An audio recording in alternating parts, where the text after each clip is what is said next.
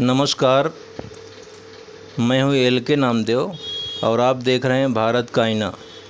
आज हम राजधानी रायपुर के जाने माने चार्टर्ड अकाउंटेंट और सामाजिक कार्यकर्ता विष्णुदत्त बघेल जी के यहाँ हैं और हम आज उनके कुछ स्वास्थ्य के बारे में बातचीत करेंगे। अभी हाल ही में उनका बाईपास सर्जरी हुआ है, ऐसा जानकारी मिला, तो उस संबंध में हम थोड़ा उनके अनुभव और उनकी परेशानी और इसका क्या कैसा है उसके बारे में जानेंगे। सर नमस्कार। नमस्कार, आप सबको, सभी दर्शकों को नमस्कार। मेरा परिचय तो नामदेव जी ने दे ही दिया। मैं शुगर का पेशेंट हूँ और मुझे शुगर 1996 से है, लगभग 30 साल से मुझे शुगर है। तो उसकी वजह से मुझे हार्ट अटैक आया 2012 में हार्ट अटैक आया और उस समय एक के बाद एक 72 घंटे में 2 हार्ट अटैक आया।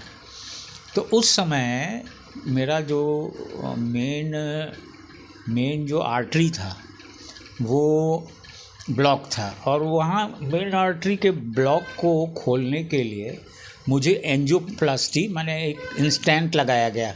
एंजियोप्लास्टी हुई मेरी, इंस्टेंट लगाया गया और ये काम NHMMI रायपुर से मैंने करवाया और बहुत अच्छे से हुआ वो और ठीक चल रहा था। और 12 साल बाद अभी 2024 में फिर से मुझे परेशानी महसूस हुई।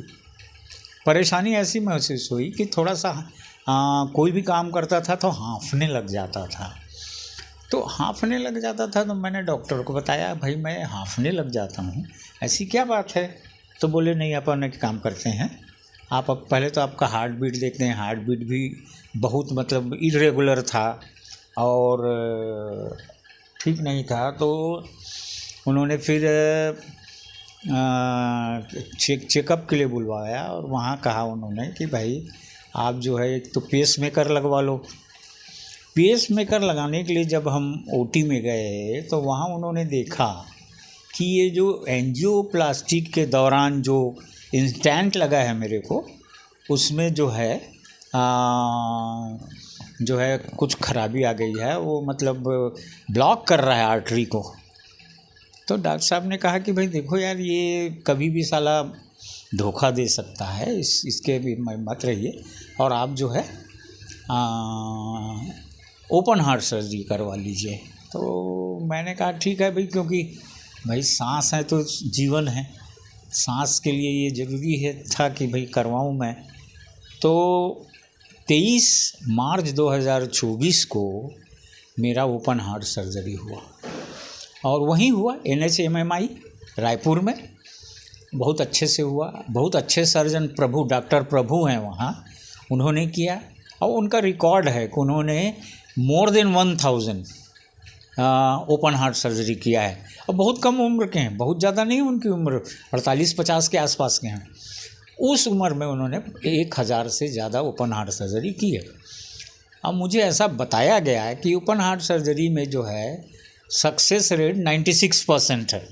तो मैंने कहा यार तो पॉजिटिव चीज़ है, गो फॉर इट, है ना। ऐसे मतलब अचानक से कोई ऐसा ये आने के, तो मैंने प्लान करके जो 23 मार्च का जो ओपन हार्ट सर्जरी करवाया, प्लानिंग से करवाया।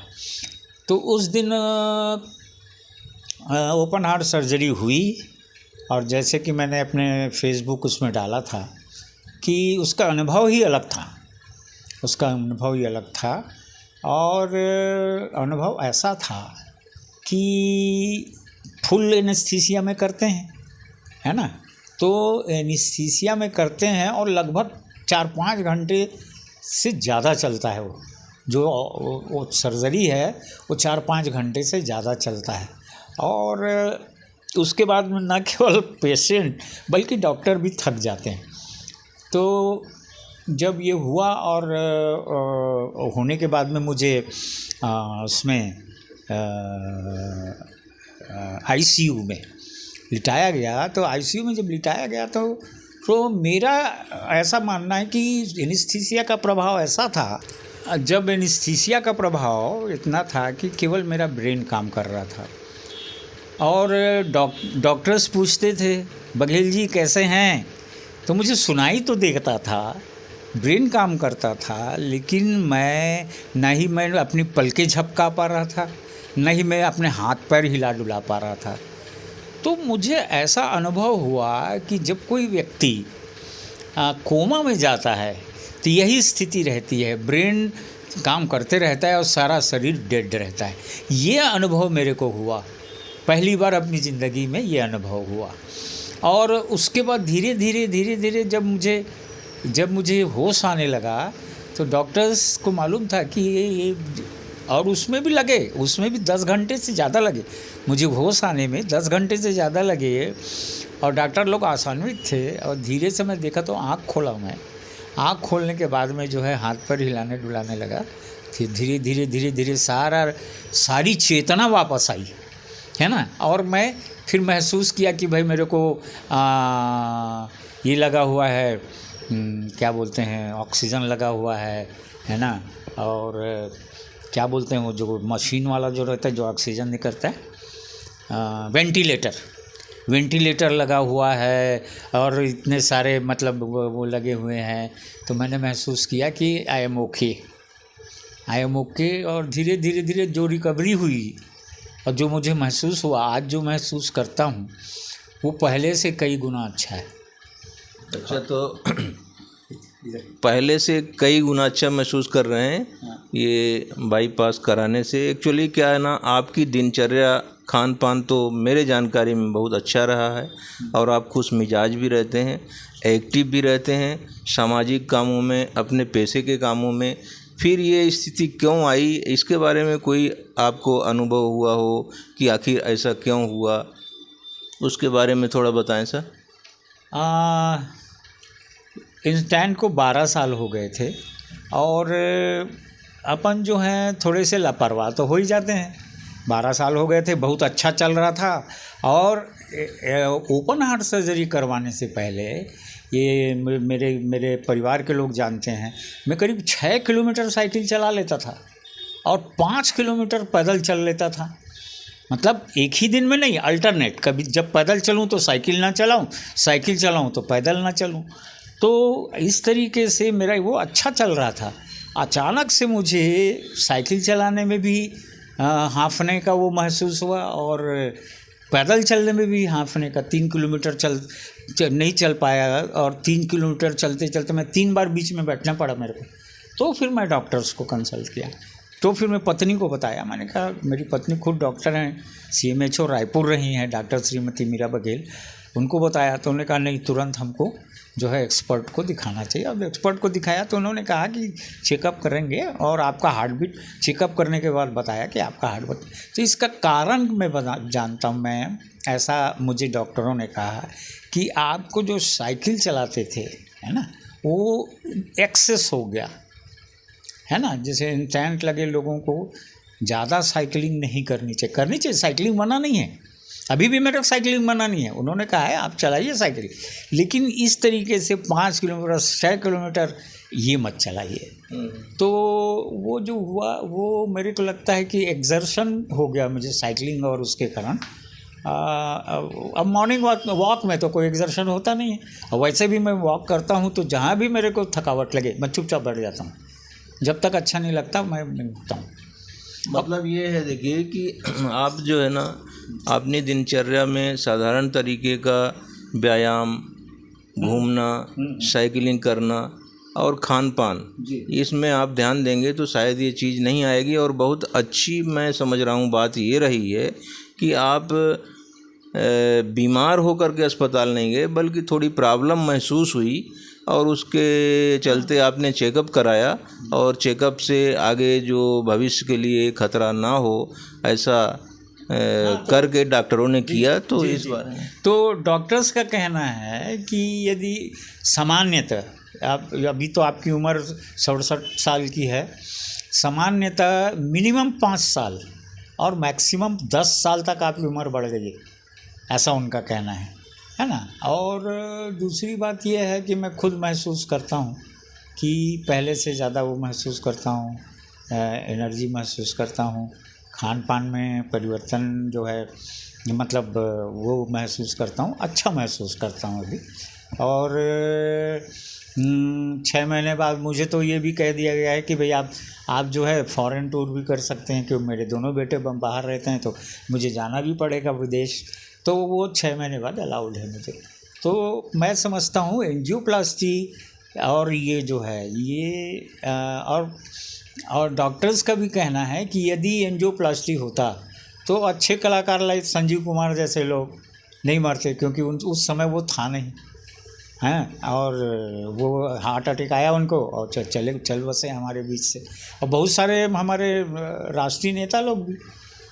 तो ये जो है एक वरदान है समझ लीजिए मानो उसके लिए, और उसमें यदि आप चाहें तो मैं उसका वो दिखा सकता हूँ, ये दिखना चाहें तो। चलिए बहुत अच्छा है, मगर ये जो मेडिकल साइंस है इसने इतनी तरक्की की है, हाँ। जिसका बेनिफिट आम जनता को मिल रहा है, और आदमी को समय रहते मेडिकल चेकअप करवाते रहना चाहिए, ब्लड का टेस्ट कराते रहना चाहिए। हाँ। तो इससे क्या है कि जो आने वाली परेशानी है उससे आप पहले ही जो है ना हाँ। अच्छी तरीके से वो हो सकते हैं। अभी आप एनर्जी फुल महसूस करते हैं, तो निश्चित रूप से इससे आदमी को डरना नहीं चाहिए कि हम ये कराएंगे वो कराएंगे। जान है तो जहान है की स्थिति है। तो हम बघेल जी से जानना चाहेंगे कि अपने दोस्त यार मित्रों के लिए, परिवारजनों के लिए, आम जनता के लिए कोई संदेश देना चाहें स्वास्थ्य के संबंध में तो वो बताएं। हाँ बिल्कुल, संदेश है लोगों के लिए।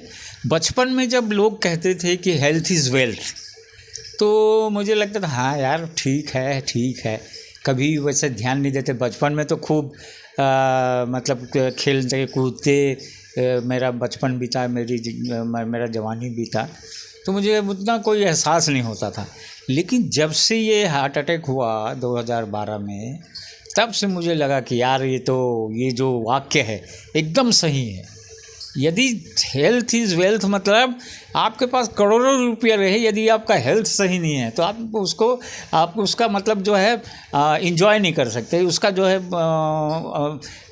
खुशियाँ नहीं पा सकते। तो इसलिए ज़रूर ध्यान दीजिए, हेल्थ बहुत ज़रूरी चीज़ है।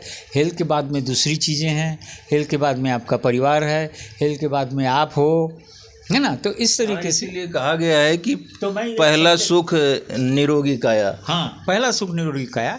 और मैं एक ही संदेश देना चाहता हूँ कि स्वास्थ्य के लिए आपको यदि कोई दूसरी चीज़ कुर्बान करनी पड़े तो वो कुर्बान कीजिए, क्योंकि हम बहुत सारे आदतों में पड़ जाते हैं, है ना, जैसे नशे पते की आदत और बहुत सारे आदत होते हैं, तो उनको कुर्बान कीजिए यदि आप स्वस्थ रहना चाहते हैं। तो यही मेरा संदेश है। बहुत सुंदर, बहुत अच्छा बातचीत हुआ। एक्चुअली स्वास्थ्य के लिए यानी हम अपने लिए, अपने जीवन के लिए, परिवार के लिए कमाते हैं और संचित करते हैं, मगर अपने स्वास्थ्य के प्रति उतना जागरूक नहीं रहते हैं मतलब ध्यान नहीं देते हैं, जिसके चलते हमारी जो लाइफ है वो कम होती है और परिवार वालों को भी इससे समस्याएं पैदा होती हैं। तो आज की बातचीत में इतना ही। स्वास्थ्य के संबंध में आप भी अपना ख्याल रखिए और नियमित रूप से आप जांच कराते रहें। अगर आपने भारत का आईना यूट्यूब चैनल का अभी तक सब्सक्राइब नहीं किया है तो सब्सक्राइब कर लीजिए और इसको ज़्यादा से ज़्यादा लोगों में शेयर करिए, ताकि लोगों में स्वास्थ्य के प्रति अवेयरनेस आ सके। नमस्कार।